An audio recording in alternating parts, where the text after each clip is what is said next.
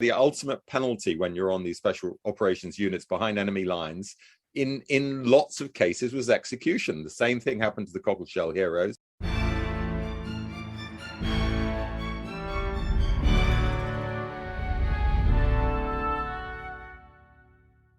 Hello and welcome to the Aspects of History podcast. My name's Oliver Webb Carter and I'm the editor. And today I'm talking with Saul David, and he's going to be joining me to talk about his new book, SBS, Silent Warriors. SBS means Special Boat Service, and as you may have got a hint of at the beginning, he's talking about some of the operations they went on, and it's really tales of daring do. It's great stuff. Now, this is the first part. We're going to do a second part where I'm going to be talking with Saul about events of history that he's also written on, and in particular, we're going to be talking to him about the charge of the Light Brigade. We're going to be talking to him about the Zulu War and about the beginning of World War One. So that's coming up in the second part next week. So elsewhere, aspects of history. We've had a few items go on our website. You can find them on our homepage. It's all available for free on there, so just head over and have a look. It's aspectsofhistory.com. And one article that's been doing quite well is really, really good. It's written by an author called Robert Child, and he's written a new book called Immortal Valor. And this is a tale that really, it's amazing it's not been told before. He's written a blog post for us on it, and I recommend you just head to our homepage. You can't miss this. A picture of a Medal of Honor winner. And he's written a book about 7 African-American men who were fighting in World War II and were awarded the Medal of Honor. Okay, so far fairly standard. But these Medals of Honor were only awarded in 1997. So over 1 million African Americans served in World War II. And at the conclusion of World War II, not one of them was given a Medal of Honor, America's highest award for gallantry. And they had to wait over 40 years before Bill Clinton, I think, awarded them their medals in 1997. So he's written a blog post about one in particular, one Medal of Honor winner.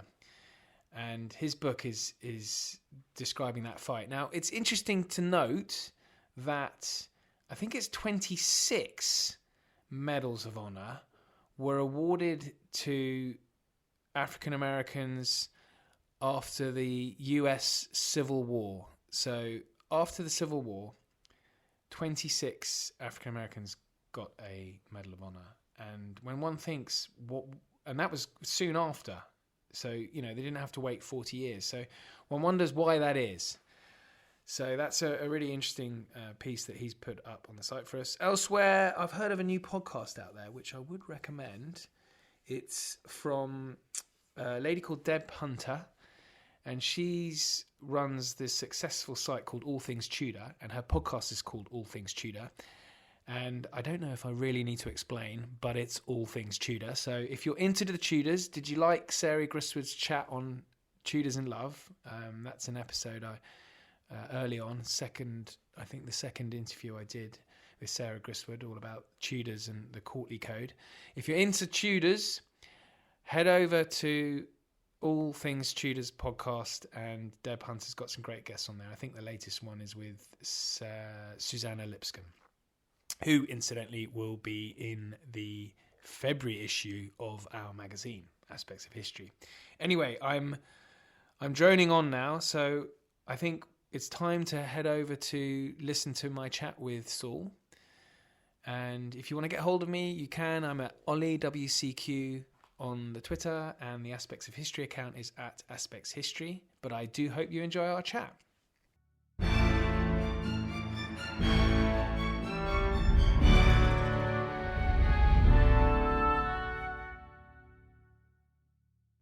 Saul David, welcome to the Aspects of History podcast. Thanks, Ollie. Nice to be here. Well, Saul, we're gonna.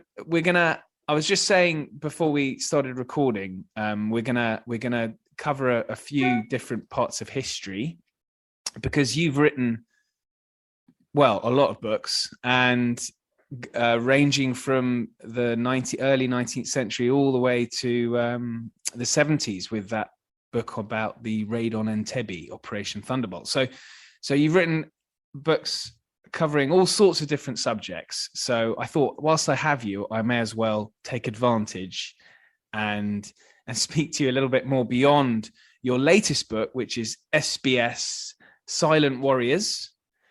And so, yeah, we'll start talking about that. So this has quite an interesting genesis, this book, doesn't it? Because you weren't I'm sure you were very high up on the list, but you weren't number one on the list, were you, Saul?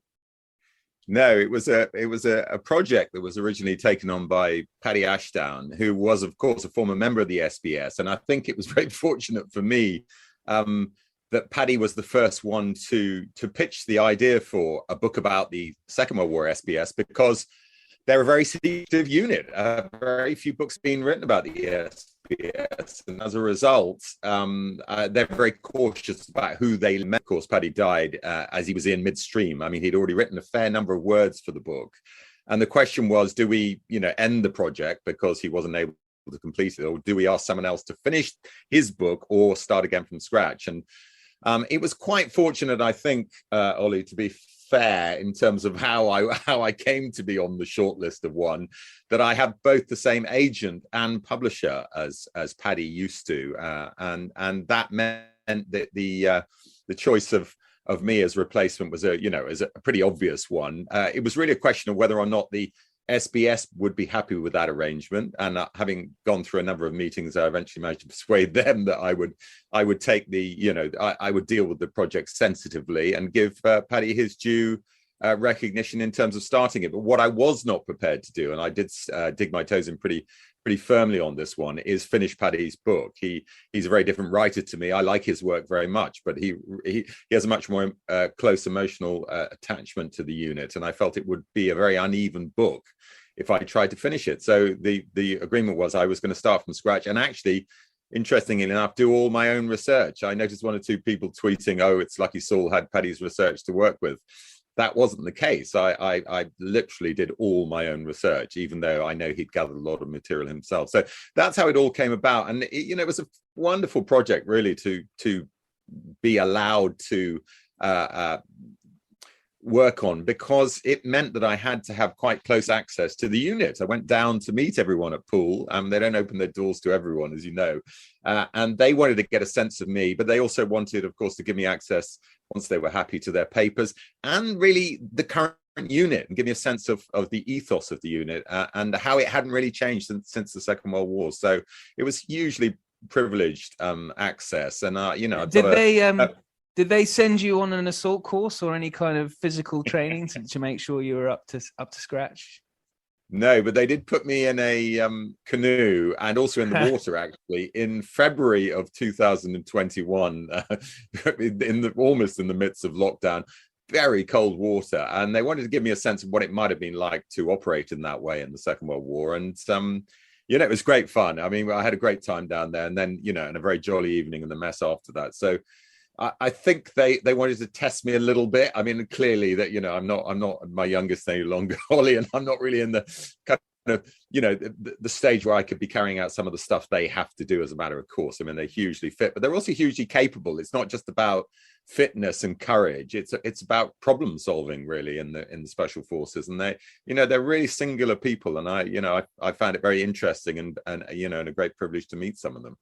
Yeah, it's interesting how secretive they are, because I mean, I guess they're often mentioned in the same breath as the SAS, but they are almost more secretive than the SAS, aren't you? Because there are plenty of books about the SAS, but less so on the SBS. Yeah, you see the ethos in the Second World War is to, as they put it, to arrive silently, unseen, and hopefully leave the same way. There's very much a sense that the SAS, kick in the front door basically and make a lot of noise. So the two units' modus operandi is very different, and the SBS tends to draw in characters who are very kind of self-effacing, very kind of modest. You'd hardly notice them in the streets, but they're very capable, as I already explained, and these type of people are the least likely to want to shout about what they've done and to try and make money out of writing books, frankly, which is why you see so few books written by ex-SBS. There are one or two, but compared to the scores that have been written by ex-SAS, it's really quite remarkable. So even the story of them in the Second World War, they guard ferociously, really. And as I say, to be allowed to tell their story was a wonderful thing. And at my launch, which you were at, Ollie, I think you will remember, the current chairman of the SBSA said, really very moving speech, actually. Well, moving for me. I mean, he said, thank you for giving us back our history, because it's a very tangled story in the Second World War as to how they came about and which bit of the number of maritime special operations units they draw their roots from. And I was able to look at it coldly, dispassionately, and come to the conclusion, well, there were multiple different strands, but here's the earliest one, and here's the next most important one. And really identify three key figures. Roger Courtney, who's really the father of the SBS. Blondie Hasler, who, of course, led the Cockleshell Heroes raid. And the third person is the kind of least well-known of all of them. That's Nigel Wilmot, who set up COP, Combined Operations Pilotage Parties, which of all three units, that is the SBS, the Cockleshell Heroes, and COP, of those three, you could argue that COP makes the most significant contribution to Allied victory, because it does all the heavy lifting for the reconnaissance of beaches prior to all those amazing amphibious operations, including D-Day. And they really do provide absolutely vital intelligence that makes a real difference. Now, so some of those operations are incredible, because reading through the book, it's boys' own stuff. Some of these raids are just amazing. And one that struck me was, I think it was Operation Flagpole. Is that when General Clark is deposited on a beach in North Africa to go and have negotiations with some well, the story better than I. But this story is just amazing. That I'm amazed that's not been made into a film, because that was crucial in the Operation Torch landings in North Africa. Yes, and that's a very good example, and I'll talk a little bit about that in a second. But there's one of many. I mean, the number of operations that I was not aware of, as a military historian of the Second World War, it's really extraordinary. So they've very much gone under the radar, the contribution made by the SBS. It's partly because there were different units. We know about the Cockleshell Heroes, but that particular operation was carried out by a combination of SBS and COP.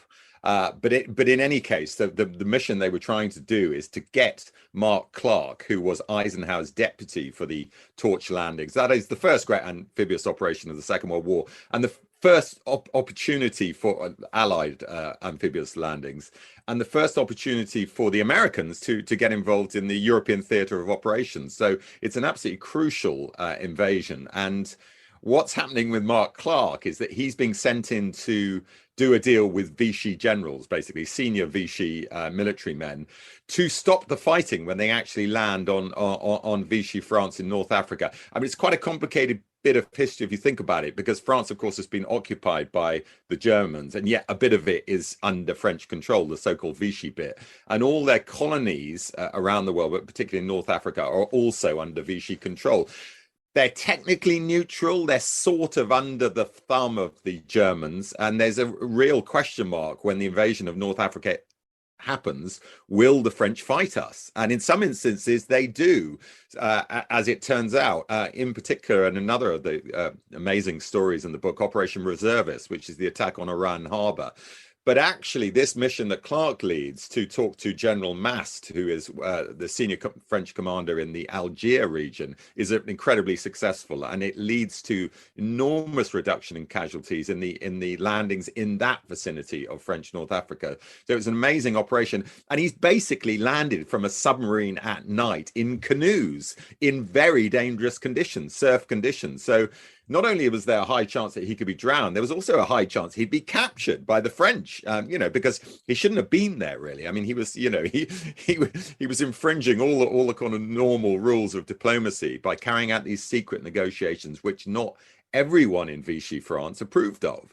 So it was a very dangerous operation, and the SBS's role is to get him and his advisors, and there are a number of them, to and from the submarine in these flimsy canoes known as folbots.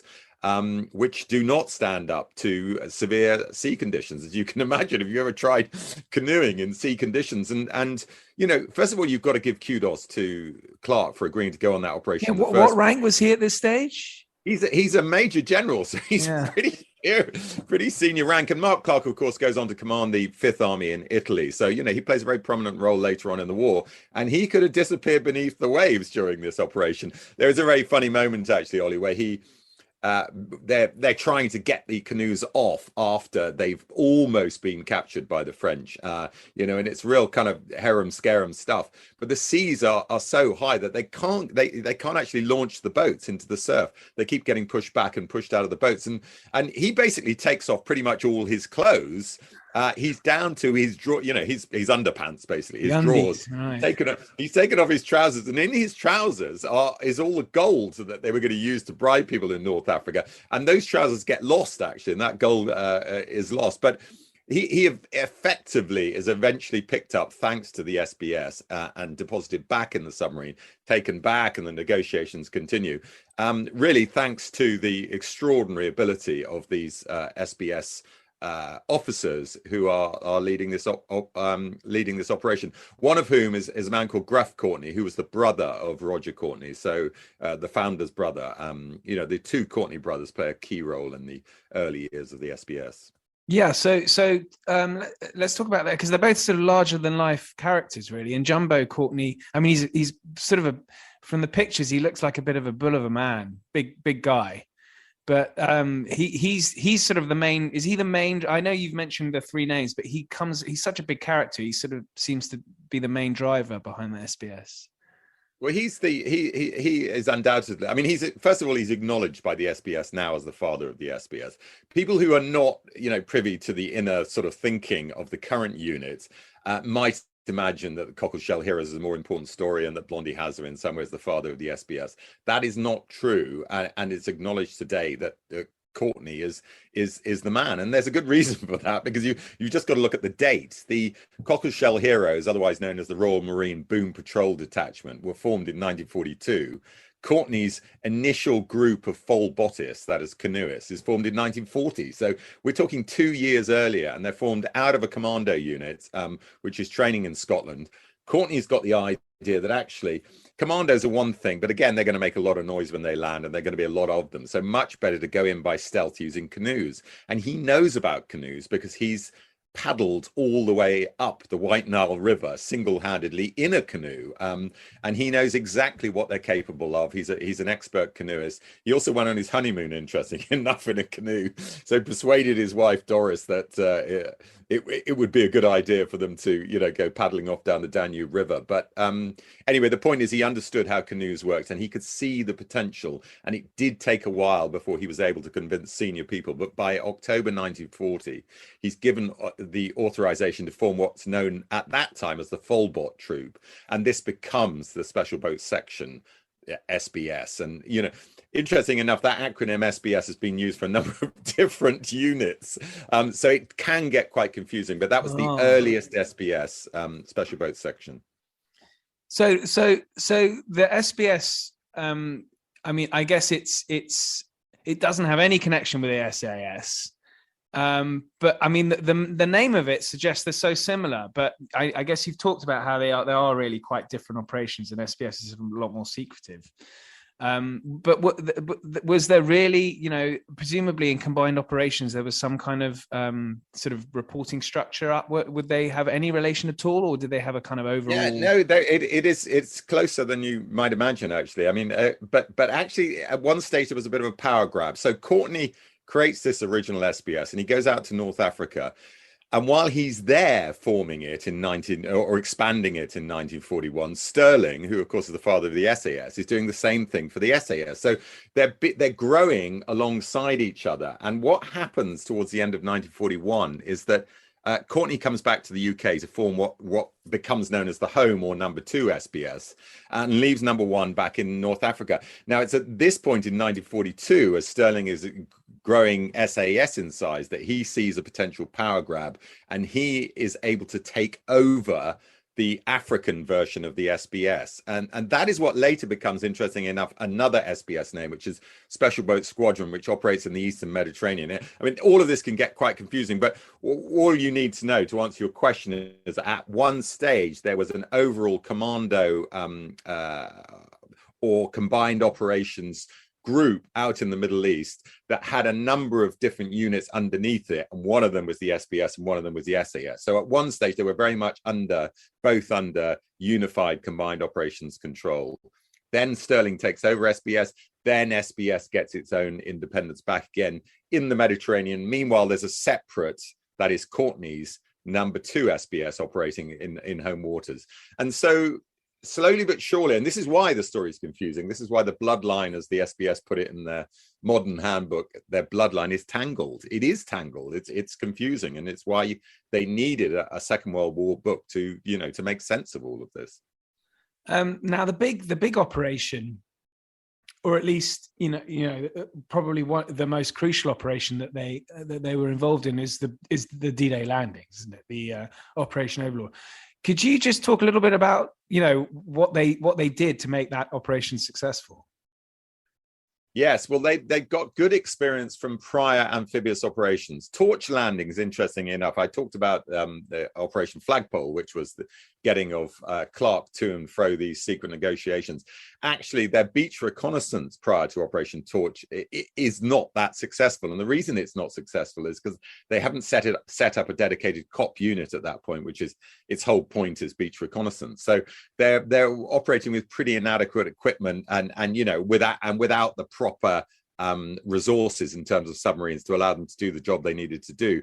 They learned the lesson from that. COP set up immediately after Torch, and it's in place for both the Sicily landings, Operation Husky, and also the landings in Salerno and Italy later on in 1943. So it's got good experience, COP, by the time you get to Christmas 1943. And this is the first, amazing when you think about it. This is 6 months before D-Day, and yet the first of the crucial COP actions in support of D-Day takes place on New Year's Eve, basically 1943, and its job is to check on the firmness of the beaches, the Normandy beaches, basically, and they send in these 2 swimmers. It's an amazing story because it's midwinter, for goodness sake, and you can imagine how dangerous and cold the seas are.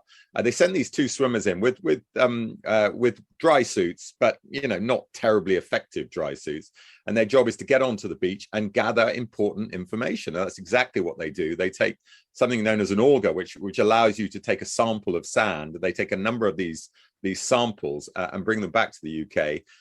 And the scientists are able to conclude that the beaches will be firm enough for wheeled traffic, tanks and trucks. And this is crucial information because if they hadn't been able to confirm that, and they were concerned looking at the sort of geological survey, that vehicles might get bogged down and the invasion would have been a disaster until they can get the artificial harbors up and running, and that's going to take a while. So this initial movement of trucks off the beach is absolutely crucial, and they needed that information. So first of all, you've got that amazing mission, which is of course completely secret, and was secret for many years after the war, and then followed up very shortly after that by an even more extraordinary mission to so that mission was to the British and Canadian beaches.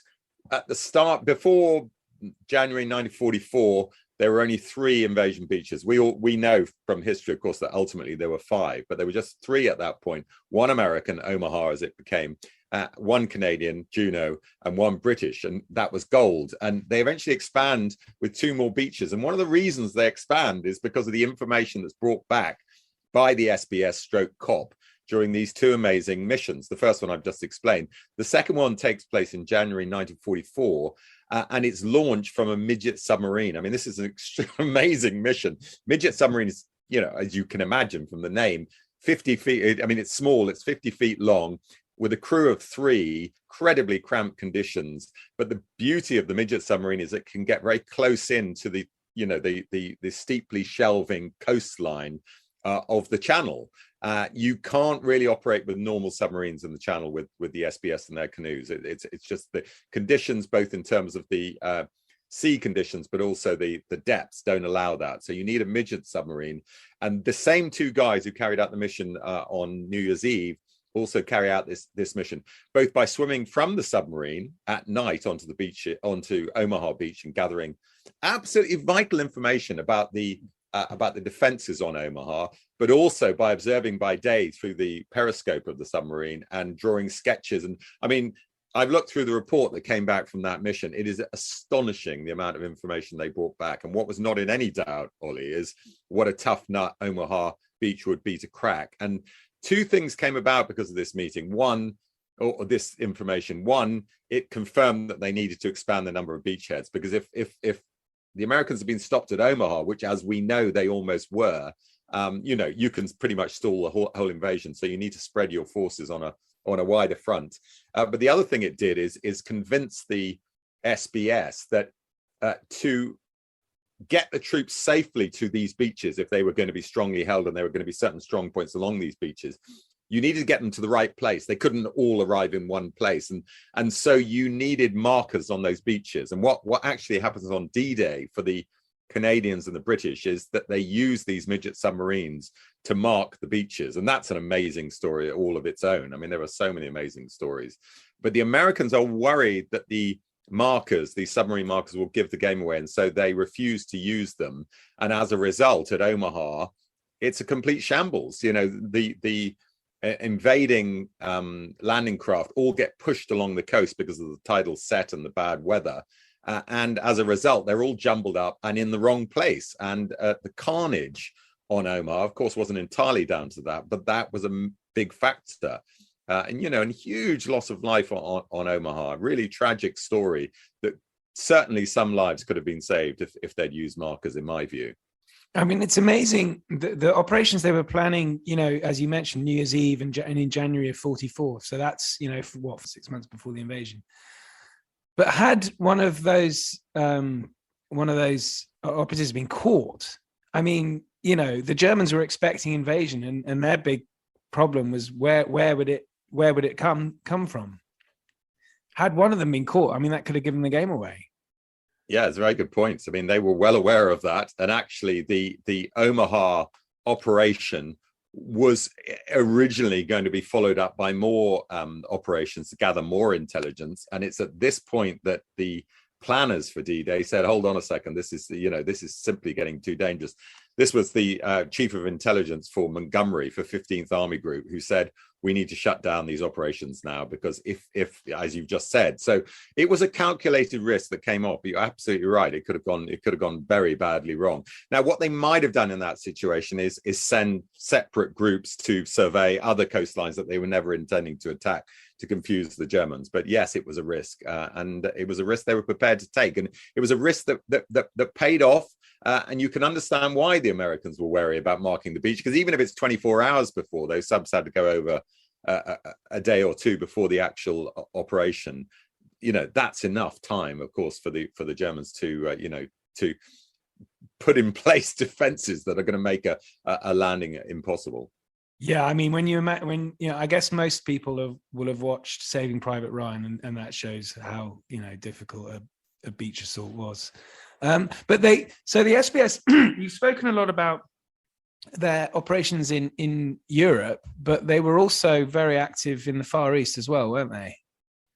Yeah, the story all ties together actually quite a nice way, I think. In 1944, Blondie Hasler, who's one of only 2 survivors of 12 men to set out on the Cockleshell Heroes raid. I mean, 10 of them die, 2 are drown, and the rest are executed by the Germans. I mean, it's absolutely horrific casualties taken by the Cockleshell Heroes. Amazing raid on Bordeaux. Anyway, Blondie Hasler, who survived that raid, is then sent over to the Far East to join Mountbatten, who's really been his patron, and Mountbatten had been chief of combined operations earlier, so he was very keen on these kind of maritime special forces, and he knew there would be a lot of amphibious operations potentially in the Far East as they began to recover lost territory against the Japanese, and so he set up effectively a combined operations over there with a special naval or maritime special forces component.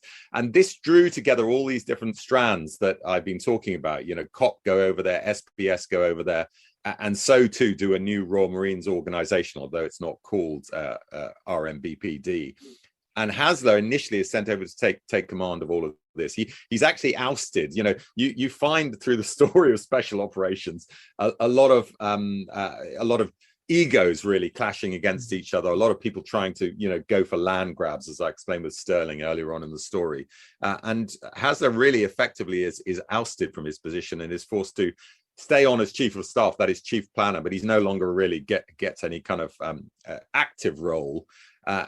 Which is a shame, because he was a hell of a leader, Hasler, and Courtney's also sort of slightly ousted at this point. But in any case, the units that they do set up there carry out a number. It's known, its overall term is the Small Operations Group. It's based in Ceylon, and it uses a lot of the tactics that I've been discussing: beach reconnaissance, raiding parties, use of canoes, to strike at the Japanese, both in Burma but also in Malaya, and even as far as Thailand, which wasn't technically at war, but of course was an ally, a loose ally of the Japanese, and down into Malaya as well, which they were trying to recover. So a lot of amazing operations. One of my favorites is on the island of let me see if I can get this straight now. Sumatra, that's right. So on the northern coast of the island of Sumatra, their job is to blow up a bridge, and it's a wonderful story because it's a bit of a balls up, actually. I mean, not all these operations go to plan, as you can imagine. They're trying to find this bridge. They land from a submarine, which has carried them all the way across the Bay of Bengal. They land in 4 canoes. Their job is to get up to the bridge and blow it up. Seems reasonably straightforward, but actually getting access to the bridge, which is a couple of miles inland up a very narrow, twisty creek, fast-flowing creek, means that they have to find a separate route to it, and they have to carry their explosives all the way there. Well, they make a real mess up on day one, but go back on day 2. Luckily, they haven't blown given the game away at this stage. And they finally get to the bridge, start putting their explosives on the bridge, when they get noticed by some locals who, needless to say, they're kind of slightly concerned the locals are going to tell the Japanese. So they take the locals with them down to the beach, and persuade them. Well, they persuade them. They give, I think, part threats and part cajoling them. They give them chewing gum and a few bits and pieces to eat, in the hope that this will keep them happy. But trouble starts when Major Sidders, who's in command of the SBS party, decides that he wants to take one of them back with him to the submarine because he'll be useful intelligence for a potential landing in the future. And this guy, of course, doesn't want to go. He's a local Indonesian. He's absolutely not getting into the minding his own business and minding his own business. So they use various methods to persuade him, including trying to knock him out and then trying to drown him in the sea, or as the officer, a man called Wesley, who was doing the drowning, says, to try and drown a little bit of life out of him. I mean, in effect, to subdue him. And this didn't work either. And the Indonesian bites Wesley's hand, and it's at this point that Wesley decides, as he puts it in his diary, that they bullied this poor guy enough and they need to let him go. So he pats him on his back and sends him on his way, a poor compensation for all that bullying, as he writes in his diary. I mean, it's a sort of great moment. And then they get in the canoes. They're already late, of course. They're always late trying to home to the submarine, which, by the way, again, sounds straightforward. Of course, it's incredibly dangerous and easy to miss a submarine, particularly at night. They're on their way back to the submarine, and they can hear in the distance this rumble, and then boom, as the bridge goes up. So it's been an amazingly successful operation, which they pulled off, and they're all picked up in the boat. Amazing. Now, one operation that wasn't so successful, I think Operation Whiting. And I mention this because the photograph that I think, it's in your book, that is just it's one of the most famous photographs of the war, certainly of the Far East campaign, because I think one of the servicemen was captured by the Japanese and was executed by them. Yeah, I mean, I don't talk about that in any detail because it's not carried out by the SBS. It's carried out by the, I think, I'm trying to remember, I think they might be known as the Z Specials. But anyway, they're really an Australian special operations unit that had some British involvement, actually. So, I mean, that story is an amazing story. This is an attempt, I think, if I'm thinking of the same one as you, this is an attempt by the Z Special unit to sink Japanese shipping in Singapore Harbour. and they use what are known as sleeping beauties, which are motorized canoes, semi-submergible motorized canoes. I mean, absolutely mad piece of kit, which was developed by the British actually, and it goes. Because I'm wondering, because there was one where they go into the right one? Because Singapore Harbour, I think, is one they made a TV show about with Jason Donovan back in the late 80s. I don't know if you're familiar with this. And I think that's the one where they canoed from sort of virtually northern Australia or something, Borneo, all the way to Singapore, and then blew up Singapore Harbour. They dropped off a little bit closer to that, but the operation I'm thinking of was an attempt to sink shipping in Singapore Harbour. Yeah. Some of them died, were killed in firefights because they never actually get to Singapore Harbour, and some of them were captured and they're later executed by literally being beheaded. I mean, absolutely barbaric form of execution, and so some of the stories. I suppose the point about mentioning that, and one of the reasons I use the photograph in the book, is to show the ultimate penalty when you're on these special operations units behind enemy lines. In lots of cases was execution. The same thing happened to the Cockleshell Heroes. The same thing happened to, this is my latest work actually, the story of the airborne forces in the Second World War, an attempt to knock out some of the heavy water plants in Norway in 1942 by paratrooper engineers, led to a lot of those guys being executed. So after the commando order, after Hitler promulgated any behind the lines troops found will be shot out of hand, it meant that carrying out these operations was incredibly dangerous. So you just imagine the sort of mindset you've got to have to be prepared to go on one of these lonely, dangerous expeditions with the full knowledge that if you're caught, you might be killed. Yeah, that's mind-boggling today. If you think about, an operation where it's so often, it seems in the operations in your book, there doesn't seem not a high percentage of success or survival. Yet they carry on doing it. They charge in. Yeah, they're very singular people, and as I said, they still are today. Every now and again we see a little glimpse of what the SBS are doing today, as we did when they were used to take over that oil tanker. And it's interesting, after the event, people said, well, of course the people who've taken over the so-called stowaways weren't terribly dangerous and it was all slightly exaggerated. But what is not in doubt is that the idea that you land on a ship at night in difficult sea conditions, it is by itself, even if there's no threat on board that ship, incredibly dangerous thing to do. And you saw how unbelievably professional they were, not only at coming down lines onto the ship from helicopters, but also scaling the side of the ship, which is they usually have two main means of getting access to maritime shipping. But that's one of the key skills that the SBS has today, which is anti-terrorism, frankly, in a maritime sense, and that's their role, to keep Britain's shores and shipping safe. And how influential were the SBS? Obviously, the Navy SEALs are quite famous. Were they sort of inspired to set their group up? Well, it's really interesting. I was contacted today by an American author who said, I'm aware of your work and I would love you to read and possibly provide an endorsement for a book I've written about a unit called UDT. Now, UDT was underwater demolition teams set up by the Americans in the Second World War to do a lot of the stuff we've been talking about. So that is their equivalent of the SBS. They are the forerunners to SEAL Team 6. And it's amazing to think that no one's actually written a book about UDT. I mentioned UDT in my Okinawa book, and anyone who works on the Pacific will be aware that they go in. They're often thought of as just sort of clearing obstacles, but they were much more than that. They brought back vital intelligence. And I'm really interested to read this book, both because it's a companion piece to my SBS, but also because I think it's a bit of the story that's really been missing, and it will allow people like me, if I was ever to revise the Okinawa book, to tell a much more fuller story, really, because I very much feel the story of the SBS his role in various strategic moments like D-Day has been underplayed by historians up to this point. And so I hope, obviously, my book will make a difference. And I think it's high time the story of the UDT were told too.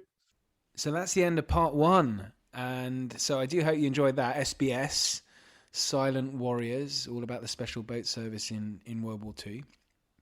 So coming up in the next half with Saul, which I'm going to put out next Saturday, that is talking about Saul's other books. And in particular, I'm already asking him about his books and more episodes, key moments of history that Saul knows all about and is a great person to ask about. So, coming up, I'm going to be asking Saul about who was to blame for the charge of the Light Brigade, the famous suicidal charge during the Crimean War. Then I'm going to be asking him, why did the British get overrun by the Zulus during the Battle of Isandlwana? That was during the Zulu War in 1879. And the Battle of Isandlwana, if you're not familiar with it, is an incredible battle, and the British were completely destroyed by the Zulus. And there's an extraordinarily good, impressive, sort of epic painting, really, which I think hangs in the National Army Museum. I'll put a link in the show notes so you can have a look. But it's really good. It just shows, the Zulus completely overrunning the British. And then finally, I'm going to be asking him, should Britain have declared war in 1914, or should they have declined to and let the French fight Germany without Britain? And that is a theory that's been advanced by some historians. And so I'm going to ask Saul what he thinks about that. And then we also talk at the beginning of the next episode, we're going to talk a little bit about a new venture that he's starting, which sounds a bit fun, the military history club he set up. And then we also talk about a brilliant piece of TV that he was in the early days of the 2000s, early years of the 2000s, when he was a consultant for a TV show called Time Commanders. Now, we talk a little bit about that, so I'll put the links in for that for the next episode. But Time Commanders was a fun show. You might not have heard of it, but more to come next week. So anyway, that's it from me, and I do hope you've had a good start to 2022. And you've enjoyed the first few episodes we've had. If you haven't heard my previous one for this year, I had Jeremy Paxman on. So if you haven't heard that, definitely worth a listen. Mr. Paxman is good value as ever. So if you want to get hold of me, you can get hold of me on the Twitter at OliWCQ. So that's at OLLIEWCQ. There's the Aspects of History account. That is at Aspects History. And then if you want to get hold of Saul, he is on the Twitter at Saul David 66. That's at SAULDAVID 66. So that's it until next week. Thank you and good night.